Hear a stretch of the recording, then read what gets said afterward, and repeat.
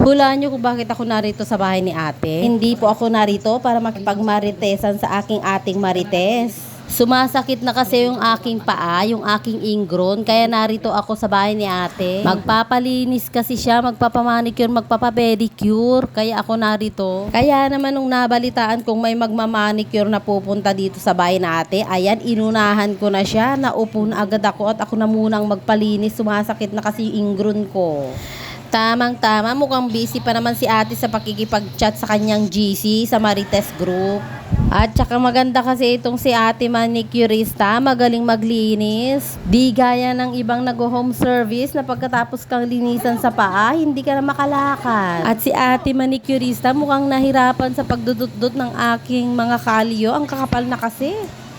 Pero dahil matyaga itong si ate, hindi siya sumusuko. Ayan, palaban talaga si ate. Pagpasensyahan mo na yung aking mga paa dahil ganyan na talaga yan kahit na anong gawin ko.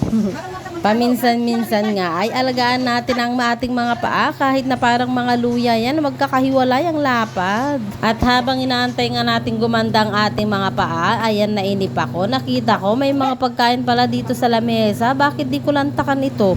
Total, mukhang abala naman yung may-ari ng bahay, nakikipagmaritesan sa kanyang GC. Lantakan natin yung kanyang ubas at yung saging.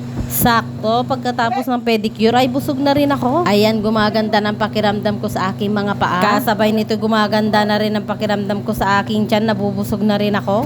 Sige, wag mong tigilan hanggat hindi ka nabubusog. Lamon lang habang abala yung may-ari. O diba ang sarap sa pakiramdam? Yung matanggal yung malaking ingron mo kasi dati pag nasasagi o maapakan, sobrang sakit talaga. Pero eto na't nabubulunan na ako sa saging na nilantakan ko. Karma na yata ito. Hindi naman ako makatayo para kumuha ng tubig. Ayaw ko din magpaabot sa ate ko. Baka mapansin yung ubas niya, ubos na. At ayan nga't malapit nang matapos, gumaganda ng paa ko, di gaya dati na parang kahoy.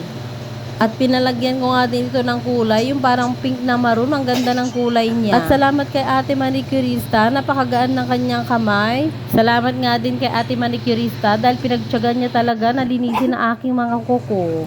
O diba ang ganda? Ang ganda ng kulay, ang sarap sa pakiramdam na malinis ang iyong mga paa. Yun lamang po. Thank you for watching.